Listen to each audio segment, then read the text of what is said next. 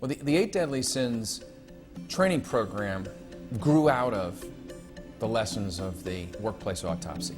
These autopsies that I'd done of these terminal employment workplace relationships, and realizing that they were 100% preventable. What did management need to do differently, and how you can effectively ensure that none of your workplace decisions are going to ever end up in the United States legal system. And in the meantime, you're going to have better, more productive relationships with your employees. Well, I've been practicing law for over 25 years. The vast majority of that has been dealing with workplace disputes, workplace litigation, workplace problems. I've worked in virtually every industry. I've worked with profits, nonprofits, government entities. I tend to have an understanding about what are the recurring hot buttons in their workplace. What are some of the cultural challenges they face? And then what I do, whether it's with the 8 Deadly Sins, the Jerks at Work, or the Star Profile program, is adjust those and adapt those to try to create the maximum opportunity for the training to have an impact that goes to where you, the client, have identified the greatest need. I've been practicing law for over 25 years. I've concentrated on employment law, employment litigation, dealing with workplace issues. But really, on a day-to-day basis, I feel like a different kind of professional. Are you familiar with CSI, crime scene investigation? Well, it's a bit like that. You see, after the body's been removed from the scene of the crime, it's brought to the morgue. And then as part of the investigation, what occurs? Somebody's got to put on that white coat, right? Put on the gloves, put on the mask, open up the victim, look at what did him in and why.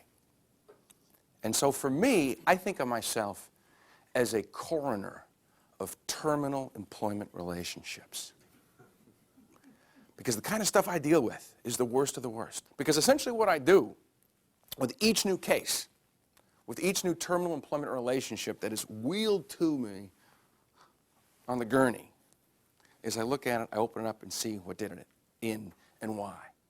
And of course, the relationships I'm talking about here are relationships that were diseased, were poisoned, were so full of anger and hatred and bitterness that they created this desire for revenge on the part of the employee, a way to strike back, a form, as I talk about in the book, of brain lock, when their minds are so locked up with you as the employer for the pain that you've caused that they literally cannot move on until they strike back at you for what you've done. That's what I describe as a terminal employment relationship. And my role as employment lawyer is to first look and see what happened and why. So I've been conducting autopsies of terminal employment relationships for a long, long time. I've done hundreds, if not thousands, of these. Do you suppose I see any patterns? Would you see any patterns if you were conducting these autopsies? What about preventability? What would you say about that? What would be your guess as to the percentage of preventability? The number of times that scene could have been avoided? Any idea? 10%? At least 80. Try 100%. In 25 years of conducting autopsies of terminal employment relationships, I have never yet to this day done one that I said was inevitable, that had to happen, couldn't have been stopped. Just got to get through it. So the 8 Deadly Sins and the 8 Virtues arise from the law of the autopsy. The first thing we have to do if we want to manage people effectively, if we want to make sure that none of our decisions ever end up on that gurney, ever end up a CSI scene, we have to learn how to ski. Little background. I grew up in Muncie, Indiana. Anybody familiar with Muncie, Indiana? Middletown, USA, right? Not exactly known for its alpine terrain, would you say, Dave? Not exactly. Okay, just think cornfields, very flat. But after law school, I had fallen in love with the mountains. Decided I wanted to live in a mountainous place. So I moved to Salt Lake City, Utah. Joined a major law firm there, young fellow.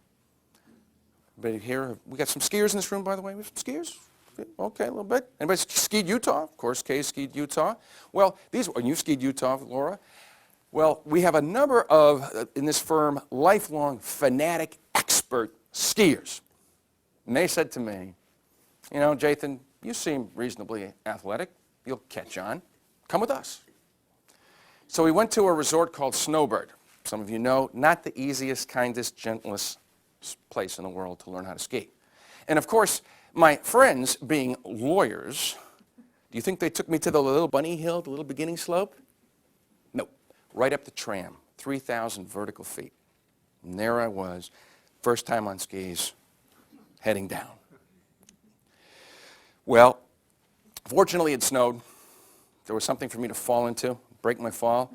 So just sort of picture a snowball working its way down a mountain, collecting snow as it rolled and it rolled and it rolled. Well, I had no choice but to learn how to ski. And many years later, I had, in the chairlift, so to speak, a sort of an epiphany of a direct correlation between skiing and managing human beings in a workplace. And it goes like this. Start with yourself as a beginning skier. Okay, there you are, first time on skis. Maybe you have nicer friends than mine. They take you to something that isn't quite as, scary looking, but I guarantee you, you're going to have anxiety, right? You're up there, you are, up at the top of that hill, in your new ski garb, locked into these big slats. It's a very uncomfortable experience, but now where do you have to go? You got to go down the hill, right? And what are you worried about? Going too fast and crashing. So the danger is downhill momentum. And so there's a universal, intuitive, self-protective instinct. It's designed to help you. What does it tell you to do? Put your weight back on your skis. Counterbalance downhill momentum with uphill momentum. Get body closer to terra firma behind you, safety. Now, whether you ski or not, what happens when you start down a slope in this position? You die. The very thing you fear comes about. You go too fast, out of control, and you crash. So, if you want to learn how to ski effectively, what do you have to do?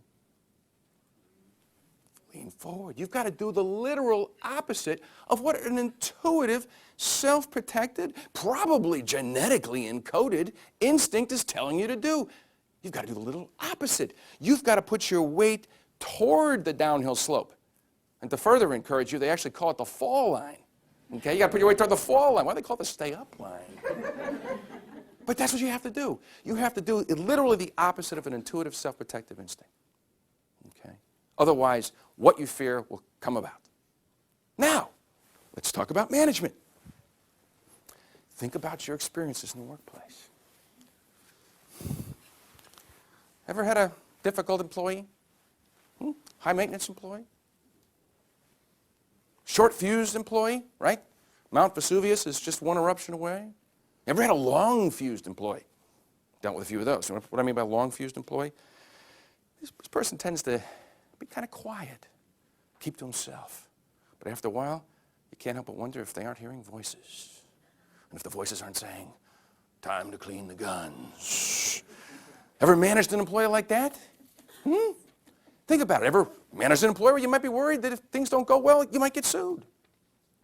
Well, there's an intuitive, natural, self-protected, genetically encoded instinct to guide your path.